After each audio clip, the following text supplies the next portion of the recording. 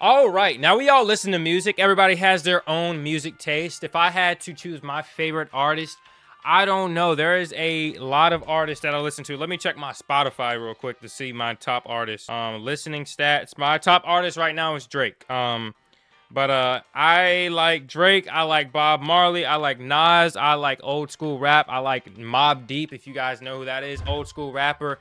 I like Wu-Tang Clan. I like a bunch of rappers. Like there isn't like I have like a bunch of different music tastes. I think having a bunch of like a variety in your music taste is good. Like I think people who only listen to rap, it's like just it's bad. Like it's not. You need to open up your ears to other music. Like when I started listening to reggae like 2 years ago, like I swear my life got more relaxing. Listen to some reggae, like some old school rap is really good. Like I don't know, man. There's a lot of not even just rap, like there's a bunch of good music out there. So yeah, everyone has their own music taste. And yeah, today I found a video called Every Type of Music Fan Explained.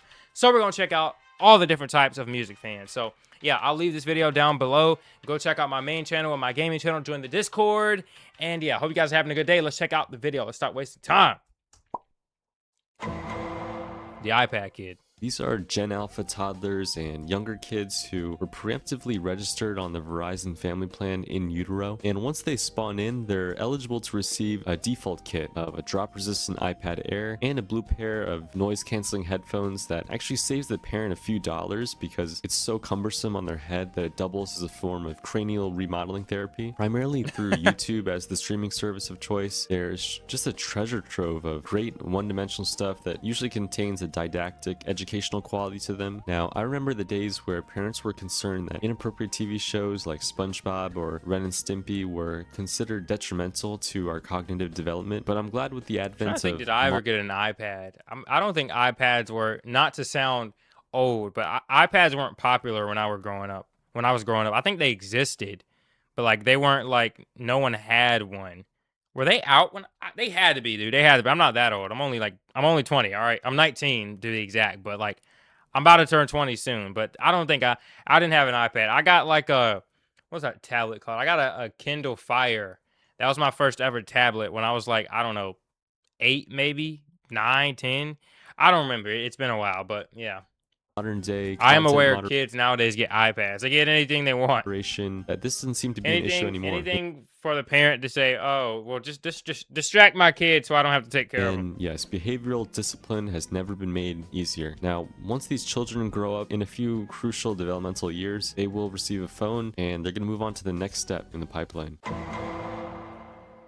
From prepubescent to adolescent, we enter the second stage of this pipeline. So typically you can identify the species by the following phenotypes: the presence of one AirPod, wearing neon basketball shorts in the wintertime to prove their masculinity, wearing Adidas joggers in the summertime to cover the insecurity of their legs. Now, these specimens possess their own culture, language, and jargon that can act. So people that only listen to like popular music.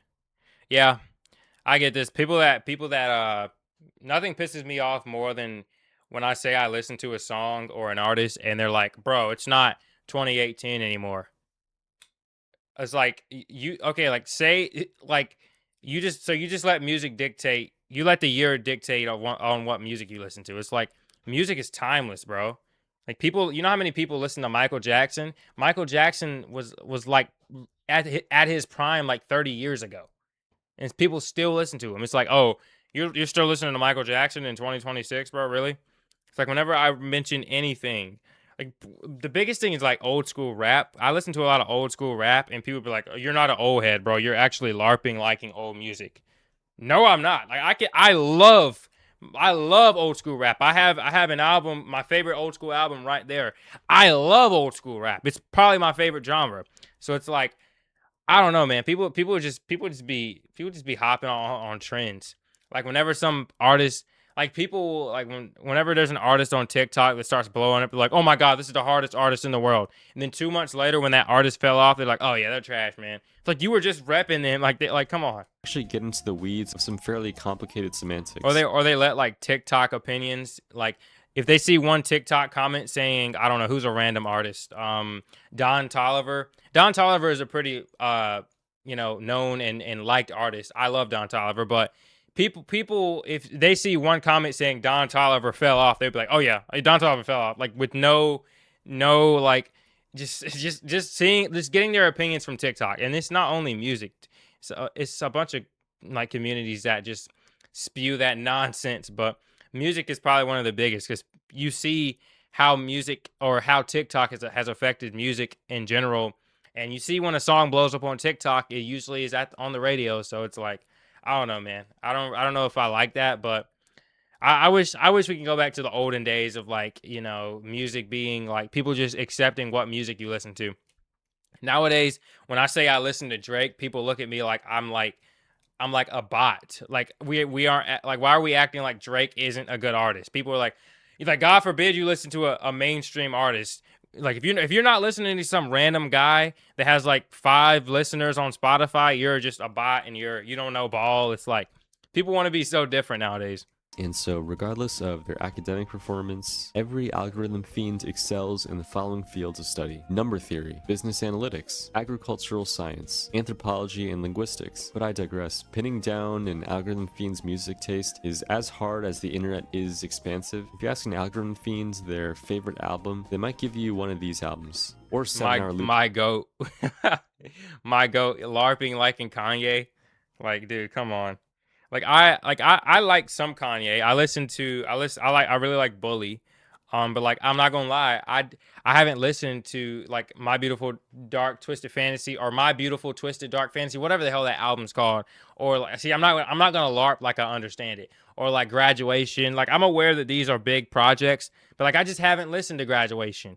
I haven't listened to Donda. I've listened to Bully though. I have been liking Kanye recently, but like I'm not gonna LARP and be like I'm not gonna listen to now newer Kanye and then buy like a album cover of Graduation. Like I've never listened to Graduation. Like I've heard songs off of it, but like I haven't like given it a full listen. Like I have some of the stuff that I physically own. Like because I do buy CDs still, and I buy albums and vinyls and stuff like that. But I don't know. People LARP liking music. Brown noise. People LARP liking like certain like music tastes for some. I don't know why, but. From late adolescence to early adulthood, we arrive at the final stage of the pipeline. Hyperpop, vaporwave, digicore, and maximalist genres are some good examples. This is music that's firing on all cylinders to fuel their already fried dopamine receptors. If you ask a chronically online music fan to name their favorite genres, they cannot describe their preferred sound or feeling without using the suffix core at the end of each genre they list. So a lot of times, often, their music profile can be described as an aesthetic vibe, which is really just code for a recycled Frank Ocean song that was slowed and reverbed. They also typically have sad boy hours playlists. They're a fan of cursive singing, and they really enjoy Sad Boy Hours. It's so corny. Empty Out Your Pockets is not a sad song. I've listened to Empty Out Your Pockets. That is not a sad boy song. Hours playlists. They're a fan of cursive singing, and they really enjoy these obscure niche Japanese albums that mysteriously appear on everyone's For You page. But before you bash on the ignorance of algorithm fiends for not knowing older music, you have to admit that this species is contributing great strides in reviving a few seconds of a chorus of older output into the mainstream for an Instagram reel or TikTok, for example. And just to name a few artists that they might be into, I'm thinking of any of the Drain Gang boys, Jane Remover, 100 Gex, Underscores, Sophie, Charlie XCX, Death's Dynamic Stroud, Magdalena Bay, Two Hollis, and Netspend. They most likely own several cross-platform meme accounts that are actually pretty successful. I remember I used to listen to Two Hollis like 2-3 years ago before he blew up. Now he's like mainstream, but I mean like I don't know, man. People like LARP liking these smaller people, and then like as soon as they drop one bad song, they're like, oh, this is so trash, bro. I never like as soon as the internet deems them as a bad artist, they'll start saying they're a bad artist too. I'm doing pretty well, and if you ever want to contact these people, you're gonna have to create a Discord account first. You've already probably heard of this genre. This is literally LARP, the performer. People that listen to artists because other people like them. Like a lot of girls really like this artist called Frank Ocean. So they'll be like, oh yeah, I listen to Frank Ocean. And they'll be like, oh, what's your favorite song? They'll name their most popular song. Like clearly show they don't know Frank Ocean's like catalog. or aesthetic of a Larp, person, man. typically male, that will frequent brick and mortar cafes, Barnes and Nobles, hold a matcha latte in one hand and some feminist literature in the other. They will shamelessly tell you Feminist their literature. favorite artists include Clairo, Leve, Mitski, Biba Doobie, Lana Del Rey, Taylor Swift, Billie Feminist literature. Oh yeah, men are so evil, man. I hate men. A guy saying he hates men. Eilish. It's like just a poser, bro. Like, You can come even call on. it Laufey and they wouldn't get mad at you. But here's the thing. This strat was exposed a long time ago and it became so mainstream that the devs already patched it. Nowadays, you have to dig a little bit deeper with the more alternative and indie cuts. But just dig a little bit deeper. Remember, we're not allowed to go too deep here. Yeah, you dug way too far. Dial it back just a little bit, getting a little bit warmer. Okay, perfect. I'm talking about TV Girl, Alex G, Faye Webster, Cocteau Twins, The Smiths, the Marias, Adrian Lenker, Conan Gray, Ricky Montgomery, Beach Bunny, Cave Town, just to give you a starter pack, a little sampler, and just some insight on an exploit that still hasn't quite been patched yet. Cut from the K-pop. same cloth under the same breed as boy band craze with groups like One Direction, Big Time Rush, Jonas Brothers, but a bit more timely from recent years with just a bit more neuroticism. I mean, there was a point in time where this poster was hanging in every college dorm room and frat house in America. It's quite interesting how the K-pop world has its own subculture, and with that comes its own terminology. If you ask any well-versed K-pop stan to enlighten you, they will start by explaining what a debut, hiatus, comeback, B-side, company, subsidiary, or bias is. They act like they invented these words and they're going to try to educate you on I'm gonna skip that section because I really don't. I have no clue about any K-pop music. this So day. You know, sometimes you look at these lists, Spotify top monthly listeners, Billboard Hot 100 lists, and just think, who's actually listening to this stuff? Surely these streams must only come from a playlist that's on loop in the NPC. Hollister at the mall. Well, it turns out there's a real audience I don't in know. the I feel top like 100 a list. lot of people hate on like people like Sabrina Carpenter, Taylor Swift, Justin Bieber, like, you know, like Alex Warren. People hate on those people and say like, who actually listens to those people? A lot of people do, man. Like, just like a lot of people, like Taylor Swift has like 100 million more monthly listeners. Like, people obviously listen to, like, yeah, I don't listen to Taylor Swift, probably never will. I don't know anyone that listens to Taylor Swift like that, but like they definitely have their niches or niche 100 million monthly listeners. But yeah, I feel like you can't hate on an artist because you don't listen to him. Like, people always say, "Oh, I ain't never heard of this song or this person." Like, just because you haven't heard them, don't mean that they don't have their niche. You know, it's like, I don't know. It's And just think, kind of who's annoying actually listening to because this people, you know, again, let TikTok control what music they listen to. So if it didn't show up on their TikTok, oh, I don't know what it is. stuff? Surely these streams must only come from a playlist that's on loop in the Hollister at the mall. Well, it turns out there's a real audience for these artists. You guys are in luck because I actually found some live footage of this kind of fan. Let's show the clip.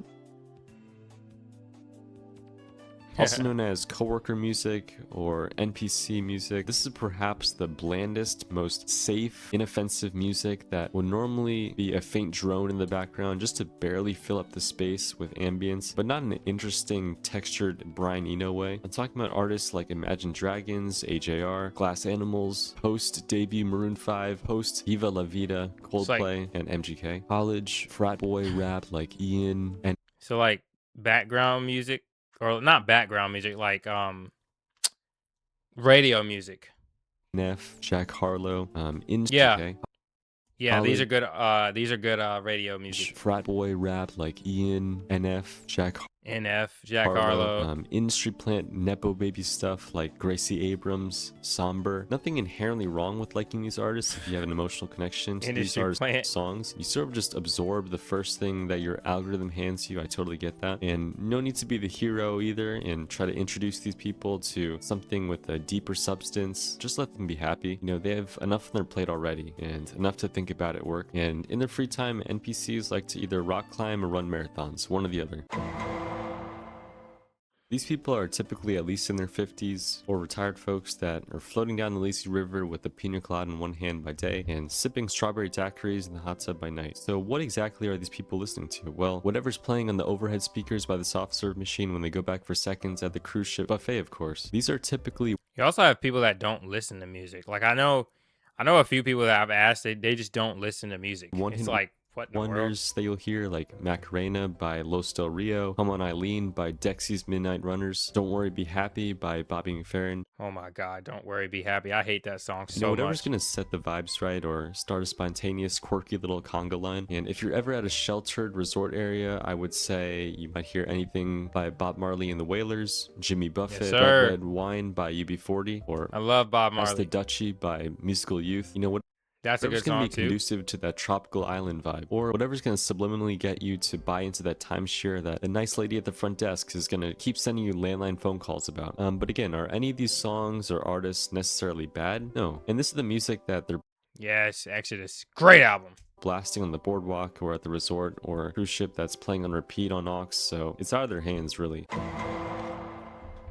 So what are these people listening to Old head. when they aren't on the shuffleboard court? Well, they're listening to real music, of course. Classic rock, dad rock, arena rock, yacht rock, soft rock, folk rock, whatever you want to call it. You know, you can't go wrong with the Mamma Mia soundtrack, some Dolly Parton, some Billy Joel, Eagles, Journey, Fleetwood Mac, Beatles, Stones, Hall & Oates, Prince, Queen, Steve Miller Band, Van Halen, Duran Duran, Guns N' Roses. You know, pretty much just any artist who participated in the We Are the World USA for Africa event. Old heads wallowing in juvenoia like to reminisce on the good old days where music had meaning, lyrics were profound, songs had guitars in them, musicians were ugly, the music charts were infallible, and SCDs were rampant. But nowadays, songwriting is lazy or non-existent even. Band Gucci gang, phenomenons are Gucci gang. fading, albums are disappearing. Gucci gang, Lazy Gucci gang, Gucci gang. I mean, it's catchy though, but yeah, it's or boring. non-existent even. Band phenomenons are fading, albums are disappearing. In reality, this concern is only partially rational. The reality is, if you dig just an inch beneath the surface, you'll find some pretty meaningful stuff. So just because the generation before you shoved Johann Sebastian Bach down your throat for listening to Elvis Presley or rebellious rock music, doesn't mean you have to shove Elvis Presley down our throat for listening to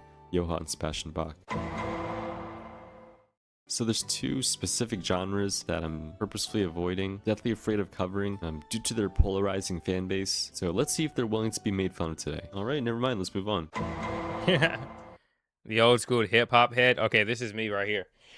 Biggie, Tupac, Eminem, Mobb Deep, Wu Tang. This is me. Q-Tip, Riz. No, this is me. RZA, all them.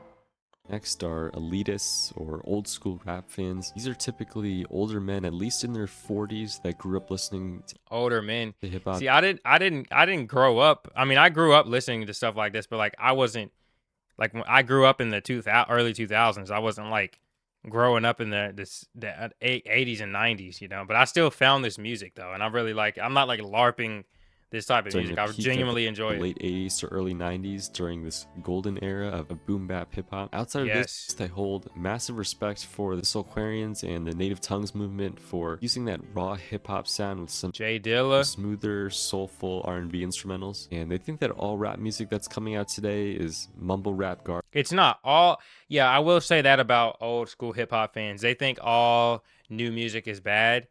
But I feel like that's the advantage I have is I grew up in the middle of it, so I can see like 2018 rap and like nowadays rap and say it's. I mean, it's both good. You can't compare them. I can't compare like I don't know what's like an old school Survival of the Fittest by Mobb Deep versus like I don't know like a Playboy Cardi song. Like it's like there's no comparison there. It's just like yes, the 90s had a ton of good lyricists. We have a ton of good lyricists today. Like a few off the top of my head. Mac Miller is a good lyricist. West Side Gun is a good lyricist. Conway the Machine is a good lyricist. You know, there are a lot. Earl Sweatshirt, Tyler the Creator. There's a lot of good lyricists, but like, I don't know, man. I think guys from the past, guys they're like 50, just don't care to listen to newer music. So, yeah, and I feel like that's how we're gonna be in the future. It's like we're not gonna care or want to listen to all these new guys when we had our time. So, you know, I don't know. They will not give any new rap song a chance if it has a single ignorant 808 or a triplet trap hi-hat flow. Old heads like to dissect complex lyrical miracle verses and try to one-up each other by parsing out increasingly obscure pop Lyrical miracle culture spiritual, references spiritual. and double, triple, quadruple Quadruple entendre. entendres. If you ever make fun of an old culture Jesus Christ. references and double, triple, Not a businessman, a businessman. Not a businessman, a businessman. quadruple entendres. If you ever make fun of an old school rap song's Slick sound, they'll Rick. often use the term MC to defend the early developmental stages of the genre's roots. The new school rap fan. New school See, I'm both. rap fans are less concerned about preserving a style or regional Like a guy I like a lot is Yeet. If you guys don't know who Yeet is, you probably, if you use TikTok, you've heard Yeet. But Yeet, I love Yeet. I listen to Yeet all the time. I wish I could turn my camera, but I have a Yeet poster on my wall. I have a Playboy Cardi Die Lit poster on my wall. Then on this side of my room, I have Joey Badass, which is one of the greatest lyricists in the world. I have a bunch of his albums on my wall. I have another Playboy Cardi. I have Bob Marley, Wu-Tang Clan. Like, I just love music. I have a Biggie Small poster.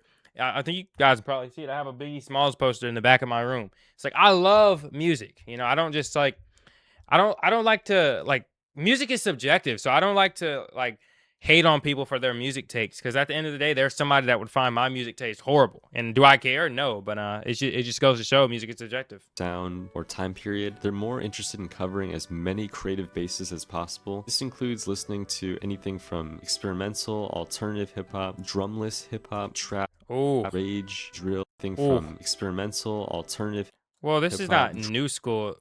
I mean, West Side Gun, Pray for Parrot. West Side Gun's like 43, so it's like I don't know if that's all like newer. Earl Sweatshirt's really good. Riot, I love that song. drumless, Some rap songs is a good album. hip-hop, trap, rage, Travis Scott's good. A Great Chaos, Whole Lot of Red. I forgot what this album called. I don't really listen to Lil Uzi like that, but drill, conscious, or backpack raps, name a few genres. And so while old school rap fans have the late 80s to the early 90s to look back Ooh, in fondness, insane while pulls. old school rap fans have the late 80s Illmatic. Hold on, I gotta show you guys this. I got the Illmatic. Got the Illmatic right there. Hold on. to Hold the on. early 90s, Wu-Tang. Hold on. Got the Wu-Tang. Got the Wu-Tang. I seen the Mob Deep back there too. I'm not a LARPer. I really got this stuff. I really got it. I really hate when someone tries to say I LARP liking old school rap. I love old school rap.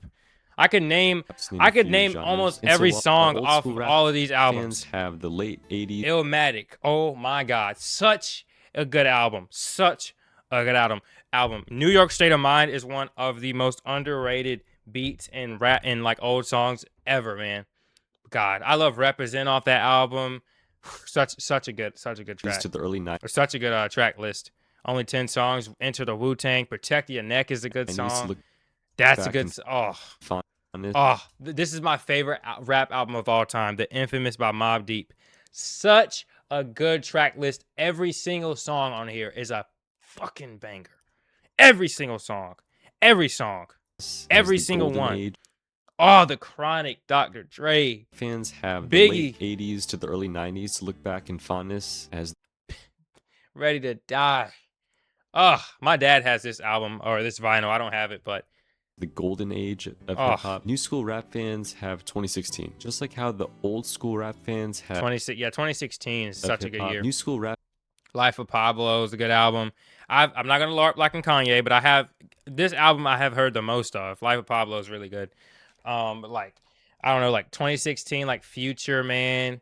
Kodak was good that year. 21 Savage, Drake. I mean Drake's still good in my opinion, but people say Drake fell off. Which I would wholeheartedly disagree with. Lil Mosey, that his prime. Lil Mosey's coming back though, if you guys haven't seen, but yeah, man. fans have 2016, just like how the old school rap fans have the neo soul, soulquarians to appreciate. This generation of new neo soul and alternative R&B also exists with a lot of crossover onto the hip hop scene. I'm thinking of artists like Frank Ocean, SZA, Sampha, Silk Sonic, FKA It's Frank Ocean, who hasn't dropped since 2016. Twigs, Tyler the Creator, and this is where we start to see divisions in artist catalog as well that begin to divide fan bases depending on your taste, and divisions in artist catalog. Yeah, it's when artists start like trying new things, it divides their fan base because some people like it and then some don't. Some say the artist fell off, some say they got better. Catalog as well that 1999 versus All American Badass, 1999. And I'm not about to LARP again, but I'm not a LARPer, guys. I promise. Ugh. Like as you can tell, I love music, man. I love it. I love begin music. to divide fan bases depending on your taste, Damn. and that's most likely a product of your age. Rock fans are most People say Take Care is Drake's best album. Personally, my favorite Drake album is probably Scorpion. Like Iceman was really good too, but Scorpion is probably my favorite Drake album, man. Scorpion or Her Loss is really good, but that's a collab album with 21 Savage, but Her Loss is really good, Scorpion's really good, and I like Iceman too. likely a product of your age. Rock fans are interesting because they're extremely snobbish about rock music with flute solos in them that's written from the perspective of a struggling, lowly commoner in the The jazz fan. definitely watches Adam Neely, plays an instrument himself, as it is arguably the only way to truly appreciate the art form's beauty and complexity. But contrary to popular What's this? The audio file. audiophiles are typically older folks who have enough money to burn and enough money saved up to afford an entire room in their home dedicated to storing their encyclopedic record collection, with a small section dedicated to CDs, cassettes, Yes. 45, 78, Cassettes. or even 8 tracks. And they claim to hear the obvious. I don't know, like people, I do like collecting CDs, but like I never used them. Like my car does have a CD player. That's 45, but, like, 78s, I don't know. People just don't or use even 8 CDs tracks. anymore. And they claim to hear the obvious noticeable difference between digital audio processing and analog audio, and they will almost always champion analog audio equipment, claiming that analog offers a closer, more intimate listening experience that connects you with the art, almost like the band is playing right in front of you. They often use terms that don't actually mean anything, like warm, tinny, high ends, low ends, airy, harsh, thin, and full to describe a sound. Audiophiles like to collect at least 2 copies of their favorite records. One to play in their living room and one mint copy to keep sealed and stored away forever because the rare misprint on the record label, perhaps showcasing on an IKEA shelving unit, like a PSA 10 Pokemon card that their future progeny can inherit. The easiest way to rage bait a record collector is to use this slur in front of them, make a lazy frisbee Vinyls. dinner plate joke, touch the grooves of their records. Maybe you can gift them a VG Plus grade Barbra Streisand album, or tell them that their own record collection All in inspired one. you to buy a suitcase record player for themselves. They will never buy a monthly Don't ever say you have a suitcase record player. Don't ever bring that near one of those people. streaming service inspired ever you do to that. buy a suitcase record player for themselves. They will never buy a monthly streaming service subscription because vinyl is significantly more affordable, but they will greatly splurge once a month on a $500 cartridge or blow $1,000 on a new pair of passive speakers that will require a $400 power amp to use, which will then require Yeah, another $800. A receiver. Jesus Christ. The critic is possibly the most insufferable stereotype of music fan because they will actively try to indoctrinate and influence your music taste in a critic. passive aggressive way. If a single from your favorite album lands anywhere on the Billboard Top 100, I actually found some footage of this kind of fan. Take a look. The critic. And after doing some cursory research on only the most reliable music publications, they seem to embody an elitist, condescending perspective on what objectively the best music is, when in reality their favorite albums are actually just the MU core essentials. But don't ever go band for band with their obscure music tastes, because they will hop off trends faster than you can say Topsters 3. And speaking of Topsters, critics like to compile pretentious Topsters, madness brackets, and tier lists of their favorite albums in their downtime just to pick fights with other Redditors. Oh, this is a good S. It's a good S. Where's the infamous? An A? Okay, you're smoking crack.